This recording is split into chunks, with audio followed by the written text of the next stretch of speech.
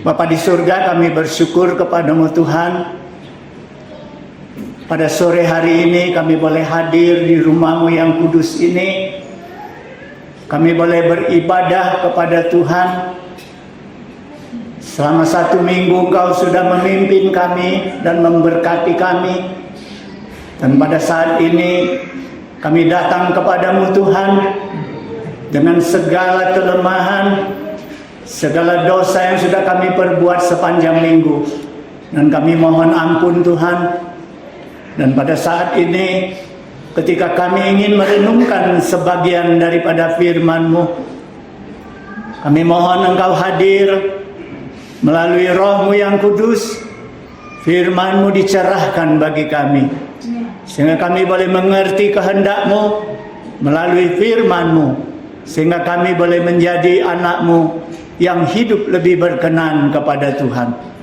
Terima kasih Tuhan, kami serahkan waktu ini di dalam tangan-Mu. Di dalam Yesus Kristus kami berdoa. Amin. Shalom. Jemaat yang saya kasihi di dalam Yesus Kristus,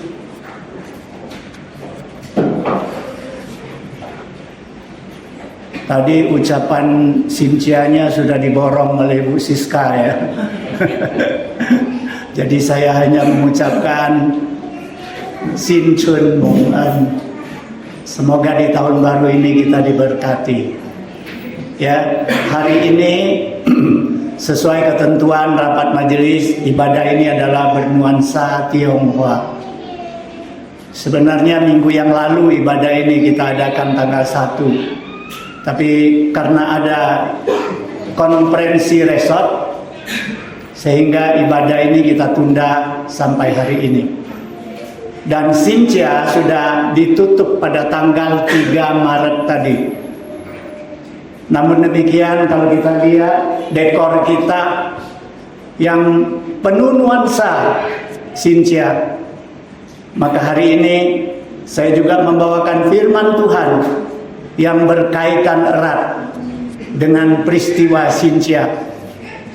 Dan saya beri tema mitologi China tentang naga. Saudara sekalian, kenapa saya katakan berhubungan erat?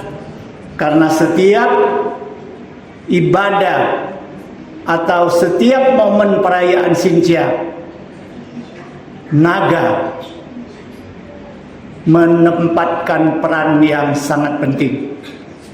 Contohnya barongsai, ya. Tarian naga itu setiap Sincia pasti ada. Nah, hari ini melalui firman Tuhan yang akan saya bacakan, mari kita membaca beberapa ayat Alkitab. Di dalam Wahyu pasal 12 ayat 9 hingga ayat 11. Kemudian nanti Kolose pasal 2 ayat 18. Kemudian Wahyu pasal 22 ayat 8 dan 9. 3 bagian Alkitab tetapi hanya 7 ayat. Tidak banyak ya. Kita baca bersama-sama. Kitab Wahyu pasal 12 ayat 9 hingga ayat ke-11. Wahyu pasal 12 ayat 9 hingga ayat 11. Bila sudah mendapatkan, kita baca bersama-sama, kita mulai.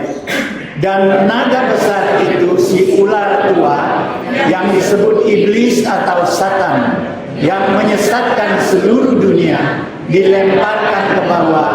Ia dilemparkan ke bumi bersama-sama dengan malaikat-malaikatnya.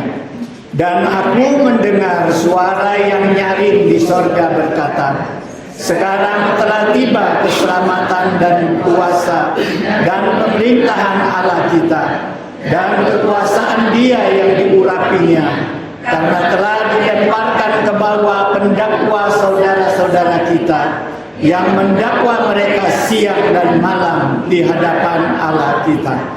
dan mereka mengalahkan dia oleh darah anak domba dan oleh perkataan kesaksian mereka, karena mereka tidak mengasihi nyawa mereka sampai ke dalam maut.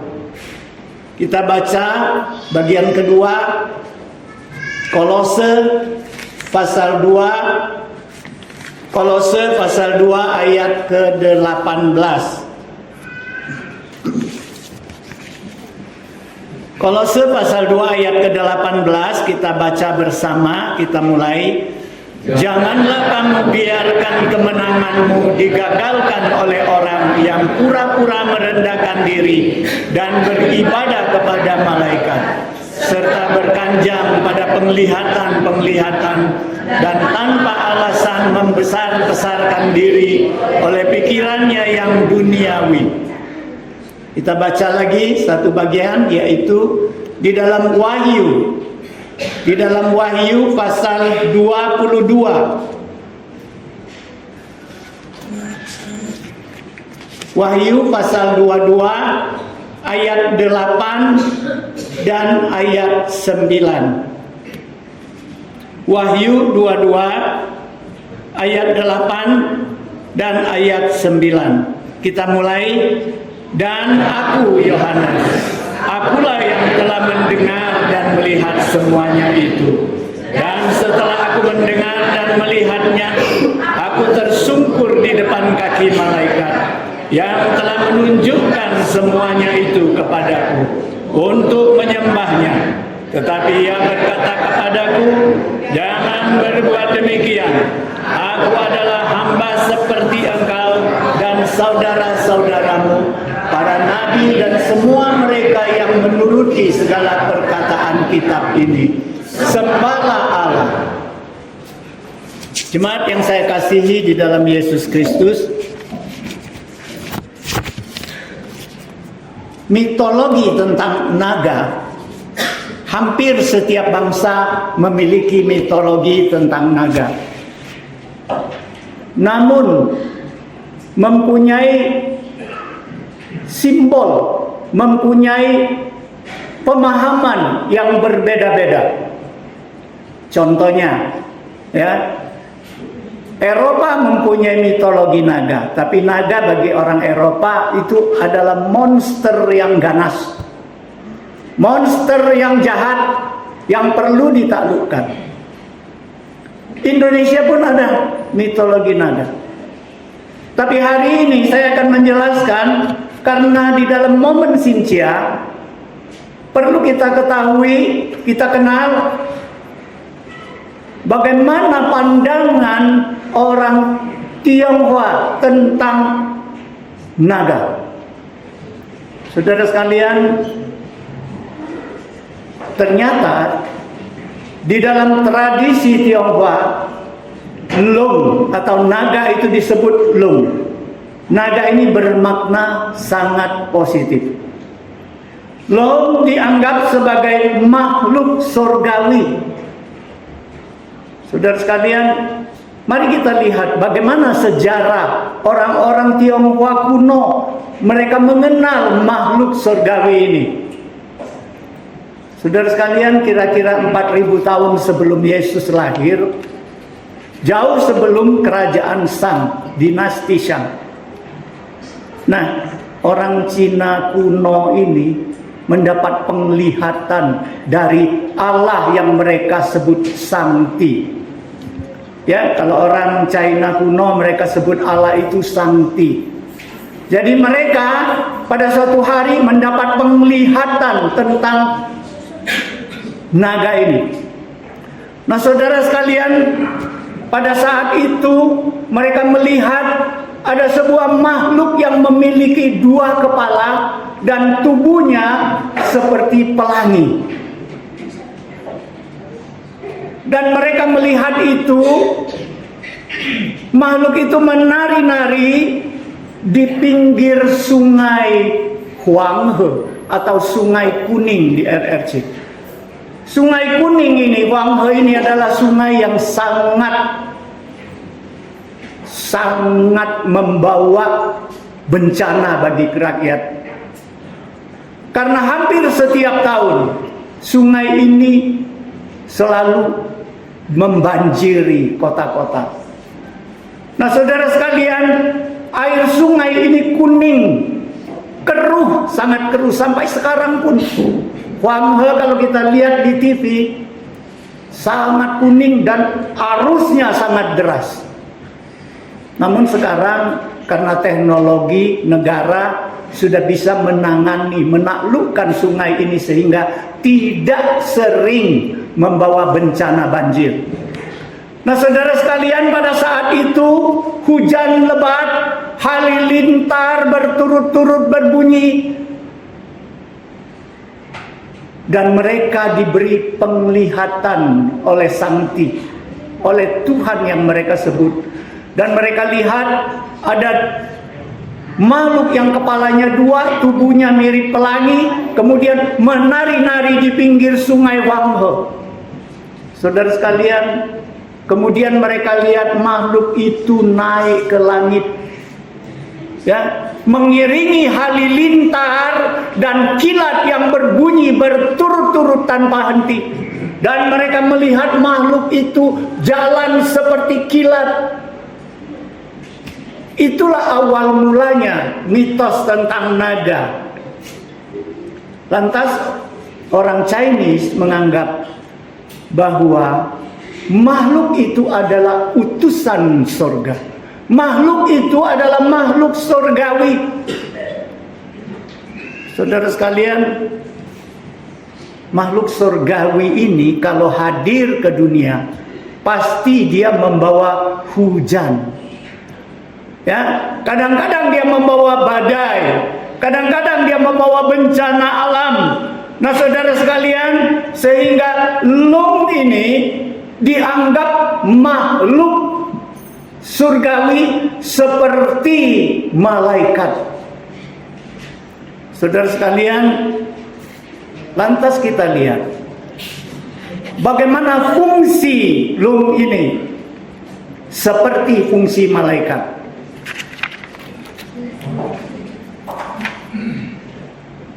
Lung membawa hujan dan berkat dari Tuhan. Saudara sekalian, setiap kali Lung ini hadir, dia membawa hujan. Dan hujan itu memberkati orang-orang China yang agraris, yang waktu itu mayoritas petani. Jadi air yang dibawa oleh Lung ini melambangkan kehidupan. Saudara sekalian, ini makna yang pertama yang dibawakan oleh makhluk Lung ini. Dan Lung juga membawa hukuman dan kutukan. Saudara sekalian, Lung kadang-kadang hadir, dia membawa badai. Kadang-kadang dia hadir, dia bawa hal bencana-bencana. Nah, saudara sekalian, kita lihat bagaimana fungsi malaikat. Ya, ketika malaikat datang ke Sodom dan Gomora, maka Sodom dan Gomora itu akan dihabisi dengan api belerang. Ya. Tetapi ketika malaikat datang kepada Abraham, malaikat memberikan janji sukacita akan keturunan bagi Abraham. Jadi saudara sekalian, Lung ini bertugas seperti malaikat. Ini dalam anggapan mitologi orang Chinese. Kemudian Lung juga berperan sebagai penjaga dan pelindung. Kita lihat malaikat keruk ditempatkan Allah di Taman Eden. Setelah Adam dan Hawa makan buah pengetahuan, mereka berdosa, mereka diusir dari Taman Eden. Kemudian Allah menempatkan malaikat keruk untuk menjaga Taman Eden supaya buah kehidupan itu tidak dicuri orang dan dimakan orang. Malaikat bertugas untuk menjaga barang-barang suci. Nah, saudara sekalian, ketika Daniel ada di lubang singa, Tuhan mengutus malaikat mengunci fungsi malaikat ini dijalankan, dipercayai oleh orang-orang Chinese sebagai fungsi daripada lung. Oleh sebab itu mereka mengukir naga di atas kelenteng-kelenteng, karena memang dulu mereka mayoritas agama Buddha.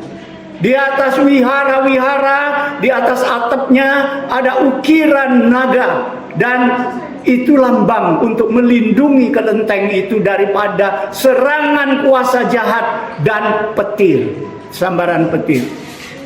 Kemudian ketika mereka mendirikan jembatan-jembatan, mereka juga sering mengukir naga di sana untuk menangkal banjir.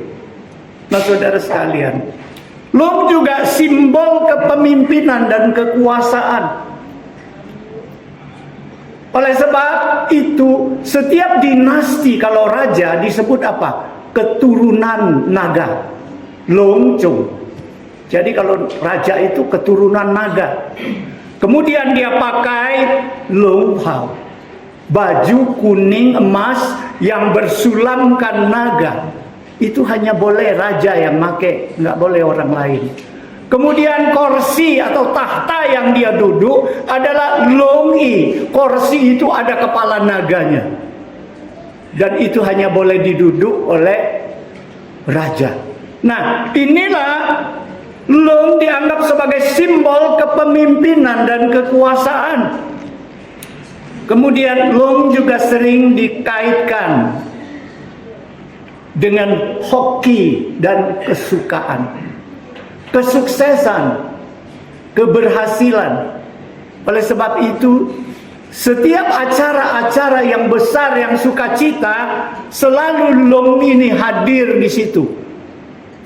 Ya, contohnya barongsai tadi. Kalau di Imlek ada tarian barongsai. Kemudian ada perahu naga, Lung Chou. Waktu orang sembahyang kuicang itu, yang makan bakcang itu, mereka lomba dengan perahu naga. Nah, saudara sekalian, ini lambang hoki dan kesuksesan. Kemudian Lung juga sering dikaitkan dengan api, ya, dengan petir, dengan badai. Karena apa? Karena di dalam filosofi orang Chinese, Lung ini bukan hanya berjalan di darat, bukan saja ada di dalam lautan sebagai Hai Lung Wang, tetapi dia juga bisa terbang tinggi di langit, dan hidungnya menyemburkan asap, mulutnya menyemburkan api, kakinya menginjak kepada awan. Dia bisa terbang di langit. Oleh sebab itu, Long membayangkan apa? Membayangkan Im dan Yang itu seimbang. Jadi bukan saja di langit, di bumi, dan di laut pun demikian. Nah, jadi saudara sekalian, naga di dalam tradisi Tionghoa bukanlah makhluk yang jahat, melainkan adalah simbol kuasa dan berkat daripada Allah. Saudara sekalian,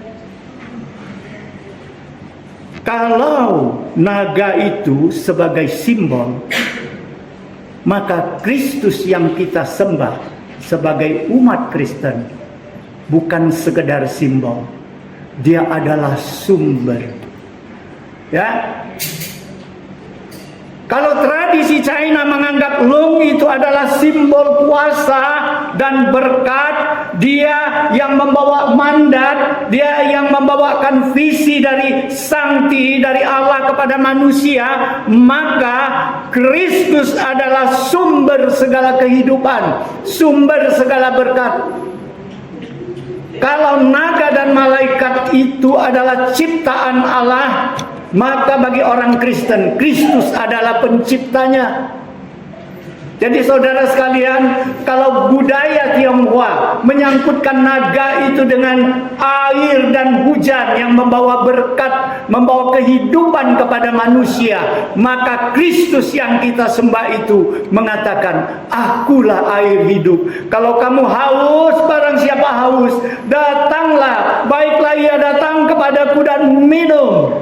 Saudara sekalian, Kalau naga adalah simbol kehidupan, maka Kristus adalah sumber kehidupan itu. Karena Yesus katakan apa? Aku adalah jalan, kebenaran, dan hidup.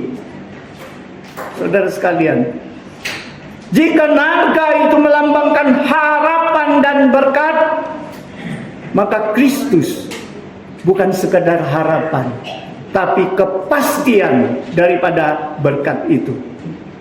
Saudara sekalian, kalau tahun baru Imlek orang berharap rezeki, orang berharap lebih sehat, orang berharap masa depannya lebih baik, maka firman Tuhan mengajak kita melihat berkat yang lebih besar daripada itu, yang ada di dalam Kristus, yang tidak dapat dibeli dengan harta manusia, yaitu ketika kita bergaul dengan Tuhan. Jadi saudara sekalian, kesimpulannya ketika kita merayakan Imlek, iman Kristen tidak meniadakan makna daripada tradisi dan budaya yang baik. Kita tidak meniadakan, tetapi kita justru menggenapi segala tradisi itu di dalam iman kita kepada Yesus Kristus yang memberikan tradisi itu kepada kita. Saudara sekalian, lalu kita lihat, kenapa di dalam Wahyu yang kita baca tadi, Yohanes menulis bahwa naga besar itu adalah setan dan iblis. Saudara sekalian, Padahal apa yang dilihat, apa yang dilihat oleh orang Chinese kuno tadi adalah wahyu daripada Allah kepada mereka. Kenapa saya katakan demikian? Karena di dalam Alkitab ada tulis ayat-ayat seperti itu. Karena di dalam Alkitab Allah pernah memberikan penglihatan kepada nabinya Yehezkiel. Allah pernah memberikan penglihatan kepada Raja Daud. Sekarang saya akan bacakan, biar kita dengar apa yang ditulis di dalam Alkitab. Bagaimana penglihatan itu dilihat. Di dalam Yehezkiel pasal 1 ayat 4, 14 dan 28, saya bacakan. Lalu aku melihat, ini Yehezkiel berkata, lalu aku melihat, sungguh angin badai bertiup dari utara dan membawa segumpal awan yang besar dengan api yang berkilat-kilat, dan awan itu dikelilingi oleh sinar.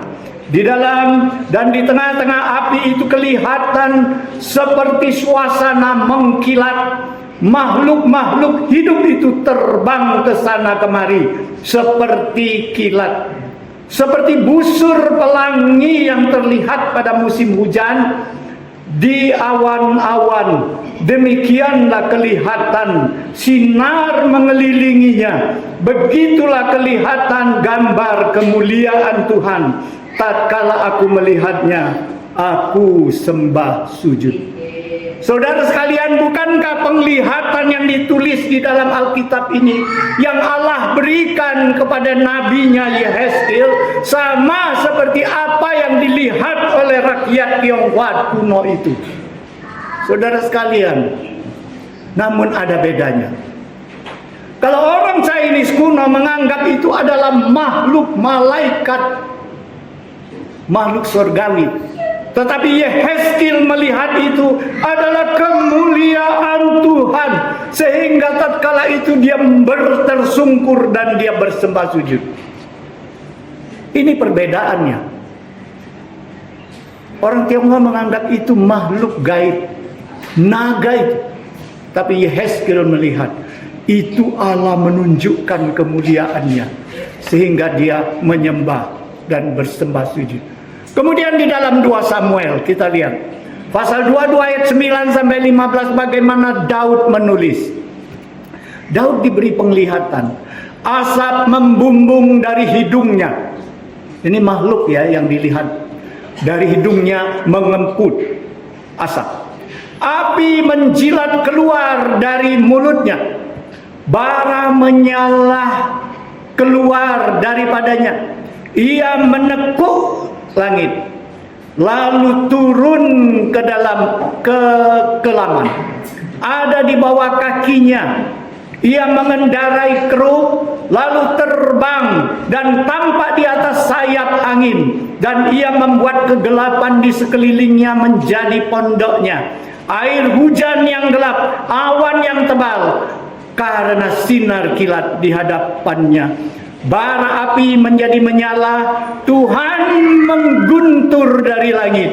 Yang maha tinggi memperdengarkan suaranya. Dilepaskannya panah-panah, sehingga diserakkannya mereka, yakni kilat-kilat, sehingga dikacaukannya mereka. Nah, saudara sekalian, penglihatan demikian bukankah hampir sama dengan apa yang Tuhan perlihatkan kepada orang-orang China kuno? Jadi saudara sekalian, dari sini jelaslah bagi bangsa Tionghoa, Lung itu adalah simbol malaikat yang membawa mandat surga, yaitu berkat dan hukuman dari Tuhan kepada manusia. Namun saudara sekalian, kita kembali kepada Wahyu tadi. Kenapa Yohanes menulis naga besar itu adalah iblis dan Satan? Naga besar itu dijatuhkan dari surga ke bumi. Saudara sekalian, ternyata kalau kita baca dengan teliti Wahyu, Yohanes menulis bukan naga besarnya. Yang ditulis oleh Yohanes adalah ular tuanya. Naga besar itu hanya sebagai simbol untuk mengumpamakan ular itu. Saudara sekalian, jadi di situ bukan dua makhluk ya. Bukan naga besar iya, ular tua iya, bukan. Baca dengan teliti. Naga besar, si ular tua itu. Saudara sekalian, Yohanes ingin mengatakan yang satu makhluk yang nyata di dalam Alkitab adalah ular tua. Siapa ular tua? Ular yang sejak alam dicipta, sejak manusia dicipta, dialah yang menggoda Adam dan Hawa jatuh ke dalam dosa. Saudara sekalian, ular tua itu digambarkan oleh Yohanes sebagai naga besar. Kalau kita baca sebelumnya, naga besar ini bentuknya mengerikan. Kepalanya 7, tanduknya 10. Baca, warnanya merah padam.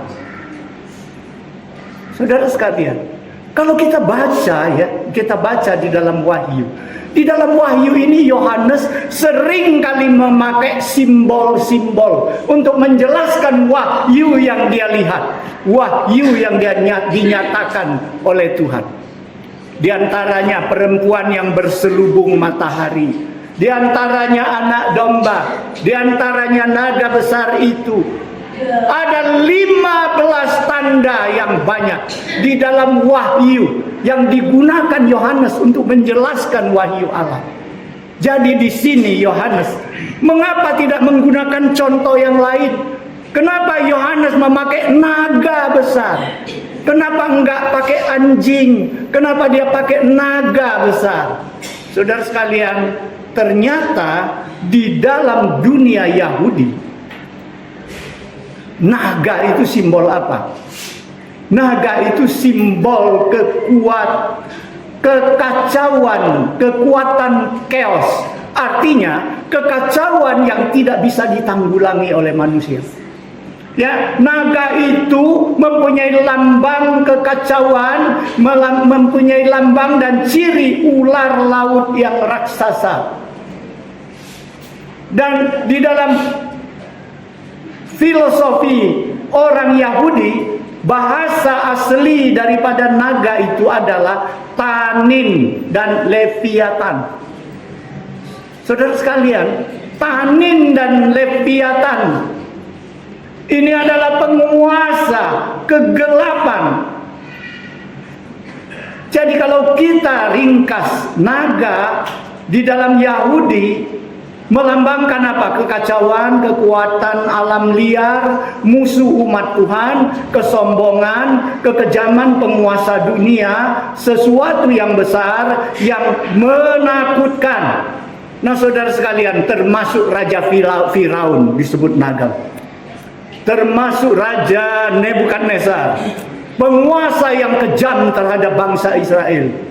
Saudara sekalian, karena Yohanes adalah seorang Yahudi, maka dia pakai filosofi orang Yahudi tentang naga. Naga ini kuasa kegelapan, kuasa kejahatan, kekacauan, dan dia tambahkan lagi di dalam tulisannya.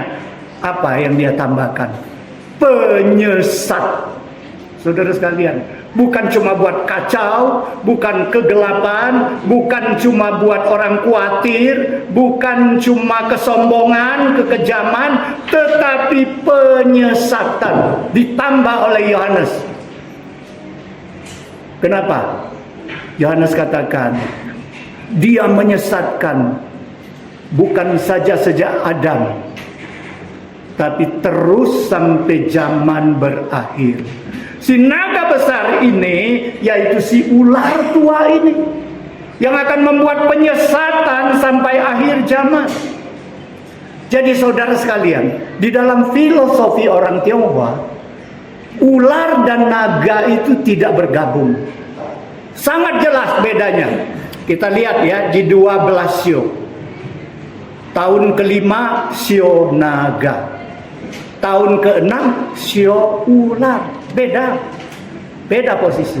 Kalau kita lihat gambaran 4 kuah, 4 penjuru angin, kita lihat yang di atas itu adalah burung ponik yang berwarna merah. Yang di sebelah timur adalah naga hijau. Di sebelah barat adalah harimau putih. Di sebelah utara bawah sekali itu adalah ular hitam. Jadi beda jelas. Naga di dalam filosofi orang Tionghoa, dia adalah beda dengan ular. Dan ular bagi orang Tionghoa adalah lambang kelicikan, kegelapan, adalah pengaruh yang buruk. Nah, saudara sekalian, sekarang kita lihat bagaimana bentuk naga itu. Apakah dari dulu sampai sekarang bentuk naga itu seperti kita lihat di toko-toko emas, ya, kepalanya naga, badannya seperti ular? Nah, enggak, saudara sekalian. Pada kerajaan dinasti Shang, naga itu berbentuk manusia dewa. Bagaimana bentuknya? Saya nggak bisa tampilkan di sini ya. Saya cuma gambarkan. Bentuknya muka manusia, dia bertanduk, kemudian dia memiliki kedua tangan, tubuhnya pakai jubah panjang, dan terbentuk seperti ikan buntutnya. Itu pada 2600 sebelum Masehi, sebelum Yesus lahir. Dari mana dapatnya? Dari artefak, dari peninggalan ukiran tembaga dulu. Mereka melihat naga waktu kerajaan Shang itu seperti itu. Kemudian mengalami evolusi, perubahan. Di kerajaan Zhou sudah beda sedikit, ya, tapi masih bertanduk, tubuhnya masih seperti ikan. Nah, kapan naga itu berubah seperti sekarang? Tubuhnya jadi tubuh ular. Saudara sekalian, ketika kerajaan Han. Kerajaan Han itu 206 tahun sebelum Masehi sampai 220 tahun Masehi. Nah, pada saat itulah wujud daripada Long mulai evolusi, berubah. Kenapa berubah, saudara sekalian? Karena waktu itu dari agama Buddha dan agama Hindu masuk dari India ke daerah Tiongkok. Jadi saudara sekalian, naga bagi India itu adalah ular sendok. ular, apa namanya? Kobra. Saudara sekalian, dewa mereka itu mempunyai banyak ular, ada 7, ada 10 ular kobra yang melindungi dewa mereka. Nah, jadi ketika agama Buddha dan Hindu masuk ke Tiongkok, oleh biksu-biksunya mereka menyamakan naga dari Tiongkok Lung dengan naga India. Disamakan, digabung. Di dalam kitab suci berbahasa Sanskerta dan diterjemahkan di dalam bahasa China. Dan sejak itulah naga itu berbentuk kepala naga, buntutnya jadi ular, menjadi hewan reptil. Nah, saudara sekalian, pada mulanya tidak seperti itu. Nah, jadi saudara sekalian, hari ini ketika kita belajar tentang naga, apa yang kita dapat di dalam firman Tuhan? Kalau saya hanya menceritakan sejarah naga, itu tidak bermanfaat, cuma nambah pengetahuan kita. Tapi coba kita lihat. Tadi saya sudah katakan, ya. Kenapa angpau? Kita tahu angpau, ya. Angpau itu warnanya merah kan, kulitnya itu. Angpau. Nah, semua orang senang ya kalau dapat angpau. Senang apalagi anak-anak. Ya, coba sekarang kalau dia cuma dapat paunya merah tapi nggak berisi, seneng nggak? Karena merah lambangnya sukacita. Coba hanya beri amplop merah dengan anak-anak, sukacita nggak dia? Enggak. Yang membuat dia sukacita bukan angpaunya itu, tapi isinya. Saudara sekalian, ketika kita merayakan Imlek, bukan kulitnya yang membuat kita bahagia, tetapi isinya yang menyediakan perayaan itu adalah Kristus. Yang menjadi sumber berkat itu adalah Kristus, bukan naga itu, bukan dewa itu, bukan nenek moyangnya, bukan patung buatan tangan manusia yang memberikan berkat. Itu cuma kulitnya, tetapi isinya adalah Kristus, merupakan sumber segala di dunia ini.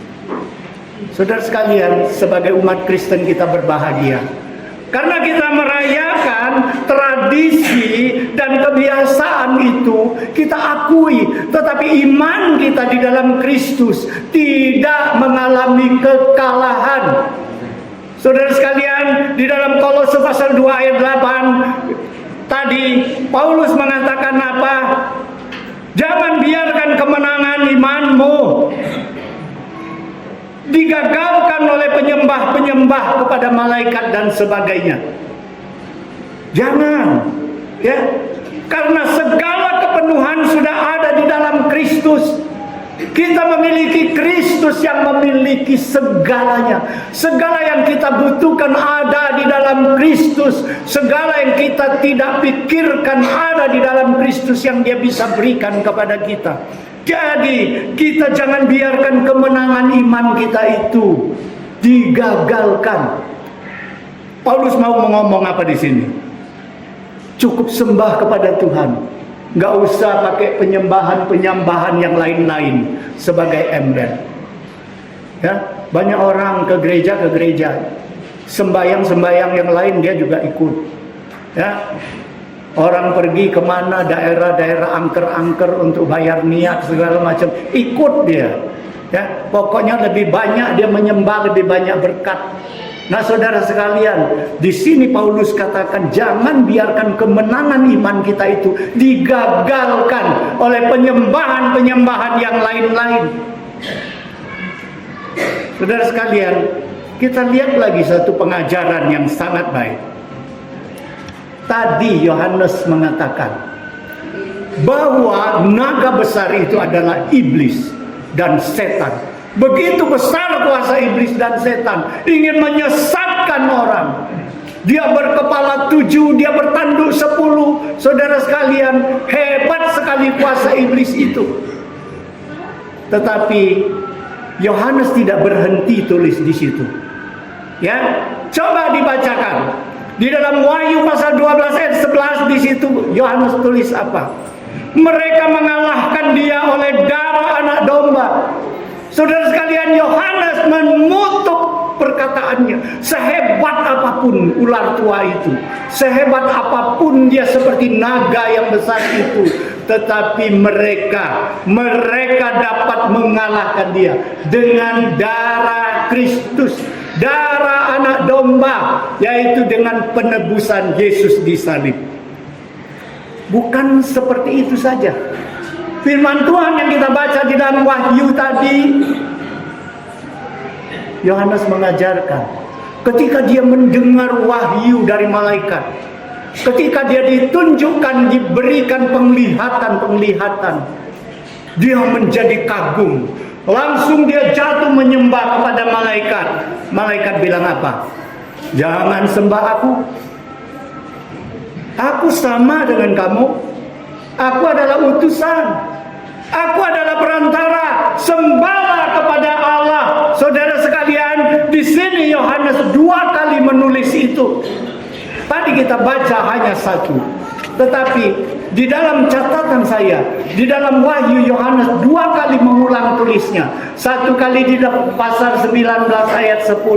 Yohanes juga katakan, ketika aku menyembah, kemudian malaikat itu mengatakan, jangan sembah aku sama dengan kau, aku hanya utusan. Sembahlah Allah. Saudara sekalian, di sini Yohanes mau katakan apa? Jangan salah menyembah. Saudara sekalian, ketika kita merayakan segala acara, segala perayaan yang besar, tetap ada unsur penyembahan di dalamnya. Yakinlah. Jadi jangan salah menyembah. Yohanes mau katakan melalui firman Tuhan hari ini, jangan salah menyembah. Rasul Paulus mau katakan kepada kita, jangan biarkan kemenangan iman kita digagalkan oleh penyembahan-penyembahan yang lain. Jadi saudara sekalian, kita boleh ikuti ritual dunia ini, tapi kita tahu bahwa Tuhan kita adalah Tuhan yang memiliki segala-segalanya, dan Tuhan itulah yang patut kita sembah. Tidak perlu kita tambah dengan persembahan, sembah-sembah yang lain. Semoga firman Tuhan ini memberikan kita hikmat. Selain kita mengenal tentang mitologi naga dari Cina, kita juga tahu bahwa firman Tuhan mengajak kita setia di dalam iman kita, teguh di dalam iman kita. Kita tidak menyembah kepada Allah-Allah yang lain, kepada dewa-dewa yang lain. Kita hanya menyembah kepada Tuhan kita. Mari kita berdoa. Bapa di surga, kami mau bersyukur kepadamu Tuhan. Kami mohon firman Tuhan hari ini boleh memberikan kami satu kepastian bahwa ketika kami mengikuti acara-acara ritual-ritual dari Imlek, dari Sintia ini, kami tetap iman kami kepada Tuhan, karena kami tahu bahwa Engkaulah yang menyediakan segala hari perayaan itu kepada kami, karena Engkau begitu baik dan Engkau adalah patut kami sembah. Terima kasih Tuhan, di dalam Yesus Kristus kami berdoa. Amin.